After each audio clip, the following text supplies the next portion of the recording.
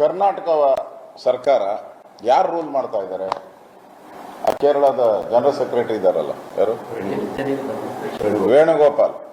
ಬೆಂಗಳೂರಿನ ನಾರ್ತ್ ಇಲ್ಲಿ ಕಸ ವಿಲೇವಾರಿ ಮಾಡಕ್ಕೆ ಒಂದು 5 ಎಕರೆ ಜಮೀನು ಅಲಾಟ್ ಆಗಿದೆ. ಏಕಾಏಕಿ ಅಲ್ಲಿ ಈ ಮುಸ್ಲಿಮರು ಬಂದು ಅಲ್ಲಿ ಶೆಡ್ಗಳು ಹಾಕೊಂಡ್ಬಿಟ್ಟಿದ್ದಾರೆ. ಕಸ ವಿಲೇವಾರಿಗೆ ಇಟ್ಟಿದ್ದು, ಬೆಂಗಳೂರಿನ ಕಸ ವಿಲೇವಾರಿಗೆ ಹಣ ಕೊಟ್ಟು ಸರ್ಕಾರ ಅಲಾಟ್ ಮಾಡಿರೋದು ಕಾರ್ಪೊರೇಷನ್ಗೆ. ಅದನ್ನ ಕಾರ್ಪೊರೇಷನ್ ಅಧಿಕಾರಿಗಳು ತೆರವು ಮಾಡಿದ್ದಾರೆ. ಕೇರಳದ ಮುಖ್ಯಮಂತ್ರಿ ಪಿನರಾಯ್ ಟ್ವೀಟ್ ಮಾಡ್ತಾರೆ, ಅನ್ಯಾಯ ಮಾಡ್ತಾ ಇದ್ದಾರೆ ಮುಸ್ಲಿಮರಿಗೆ. ಅಲ್ಲಿನ ಒಬ್ಬ MLA ನಿಯೋಗ ಬಂದು ಇಲ್ಲಿ ಪರಿಸ್ಥಿತಿ ಸರಿ ಇಲ್ಲ ಅಂತ ಹೇಳಿ ನಾಚಿಕಾಗಲ್ವಾ ನಿಮ್ ಸರ್ಕಾರಕ್ಕೆ? ಹೆಂಗ್ರಿ ಬಿಟ್ರಿ ಅವ್ರನ್ನ? ಕರ್ನಾಟಕದ ನೆಲ ಜಲದ ಬಗ್ಗೆ ಗೌರವ ಇಲ್ಲ ಈ ಸರ್ಕಾರಕ್ಕೆ? ದಮ್ಮಿಲ್ವಾ ನಿಮ್ಗೆ? ತಾಕತ್ತಿಲ್ವಾ? ಆ ಬಿಜಾಪುರದಲ್ಲಿ ಒಬ್ಬ ಸ್ವಾಮೀಜಿ, ಮಹಾರಾಷ್ಟ್ರದಿಂದ ಸ್ವಾಮೀಜಿ ಒಬ್ಬರು ಭಾಷಣ ಮಾಡಕ್ಕೆ ಬರ್ತಾರೆ ಅಂದ್ರೆ ಏನ್ ಕೋರ್ಟ್ಗಳು ಹೋಗಿದ್ದೆ, ಲೋಯರ್ ಕೋರ್ಟು, ಹೈಕೋರ್ಟು, ಅವ್ರು ಬರಬಾರ್ದು ಅಂತ ಸ್ಟೇ ತಗೊಂಬಂದ್ರಿ.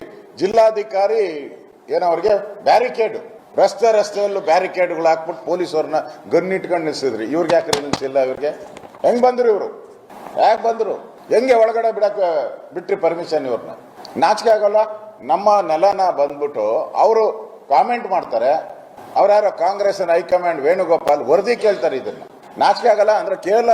ಅಂದ್ರೆ ಈ ಕೇರಳ ಸರ್ಕಾರ ಕರ್ನಾಟಕವನ್ನ ರೂಲ್ ಮಾಡ್ತಾ ಇದೆಯಾ? ಕರ್ನಾಟಕದ ಜಮೀನುಗಳ ಮೇಲೆ ಕೇರಳ ಸರ್ಕಾರದ ಅಧಿಕಾರ ಇದೆಯಾ? ಕೊಟ್ಟವ್ರು ಯಾರು? ಈಗಾಗಲೇ ಆನೆ ತುಳಿತಾ ಆದಾಗ ನೀವು 25 ಲಕ್ಷ ಕಳಿಸ್ತೀರಿ, ಅಲ್ಲಿ ಮನೆ ಕಟ್ಟಕ್ಕೆ 10 ಕೋಟಿ ಕಳಿಸ್ತೀರಿ.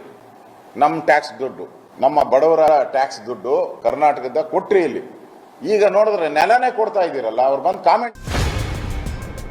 ನೋ ಉತ್ಪ್ರೇಕ್ಷೆ, ನೋ ಊಹಾಪೋಹ.